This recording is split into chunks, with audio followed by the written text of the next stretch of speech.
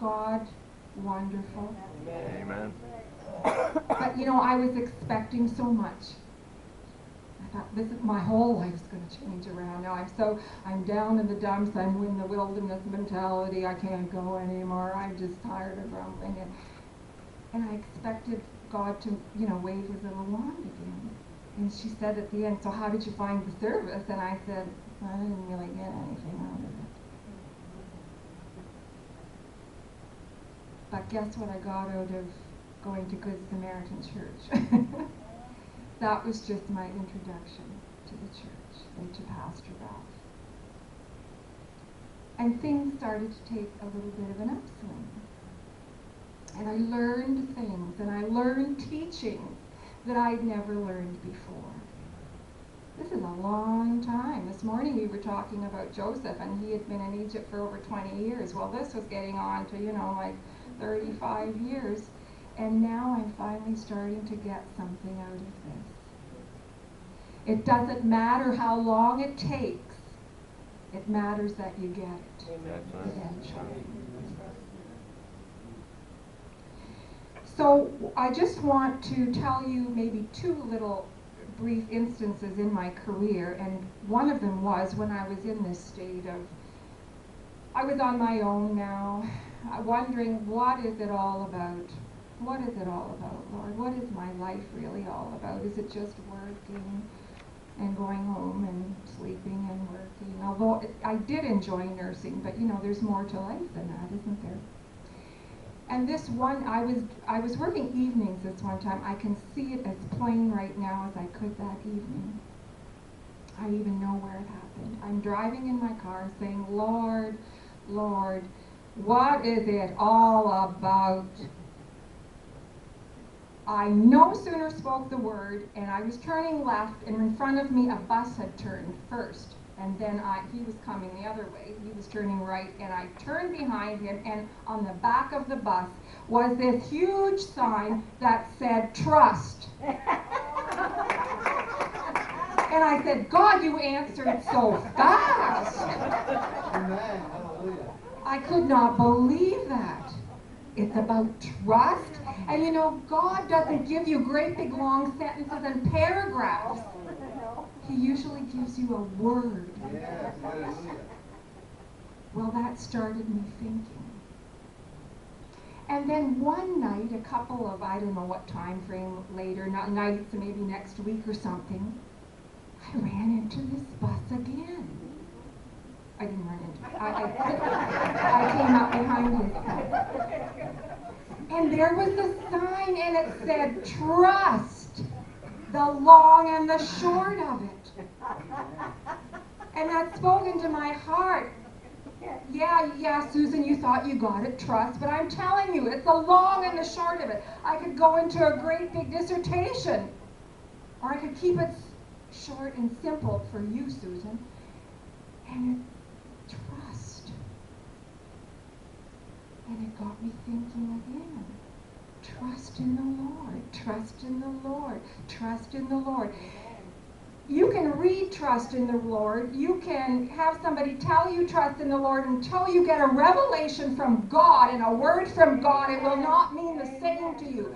You all need your own revelation. I can talk till I'm blue in the face, but until you get your own revelation. So pray for a revelation from God. Okay, so I don't know how many weeks later I'm traveling again at night. I know you're going to find this hard to believe. I saw that bus not once, not twice, not 3 times, 4 times I saw that bus. Trust the long and the short of it. And I said, okay, God, I get it. But do you know what? I didn't get it.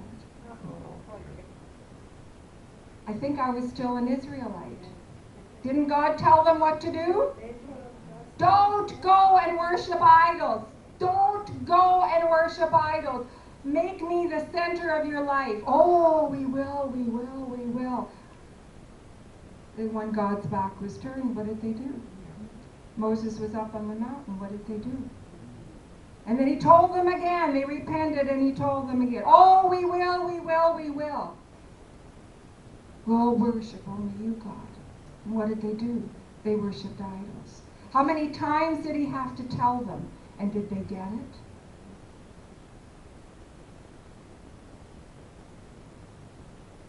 I'm starting to.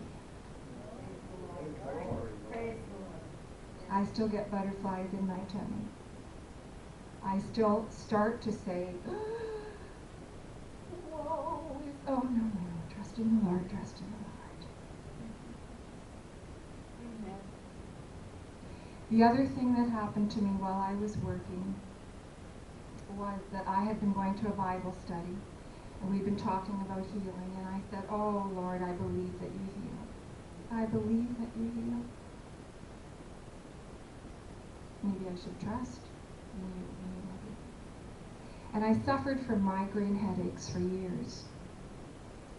And I prayed, and I prayed, and we prayed in the Bible study, and I kept getting migraine headaches. And I prayed, and I said, I believe, and I kept getting migraine headaches. And I said, what is it? What is it? I believe. What do you want me to do? And one night again, it's funny how God does some of his best work at night, eh? Oh, Jack told me that, but I didn't ever hear God say that to me. So one night I'm working and I go to a patient who smokes, and you know when you have migraine headaches it doesn't take much to set you off. In I went, out I came with the headache, and now I am just crying, driving Tom, driving and crying, hands off the wheel, going like this. Lord, I believe for a healing. I believe I don't have to put up with this. Why? So I'm getting ready, I would cry in between patients, and I would be pouring out my heart, and then I'd have to dry the tears and everything and make myself presentable by the next time I got to somebody's place. And I don't know what happened, but I tried to dry up the tears because I was getting close to the next destination. And I don't know when it happened, but my headache was gone. Never to return again. So I experienced the healing of God in my life. And that was a big hurdle because I don't know what you know about migraine headaches, but they're demonic. I'm wondering that I could even function out there with them, really. It was a generation thing because my mother had migraine headaches and her mother before her. So God's hand was on me. And I'm finally getting the picture, and I'm finally getting the teaching, and I'm finally growing. And then God did something that I really didn't even ask him to do. God set me up. One time I received a prophecy from Nicole Brock, and she said that the Lord will restore what the cankerworm has destroyed. And God set me up with a man.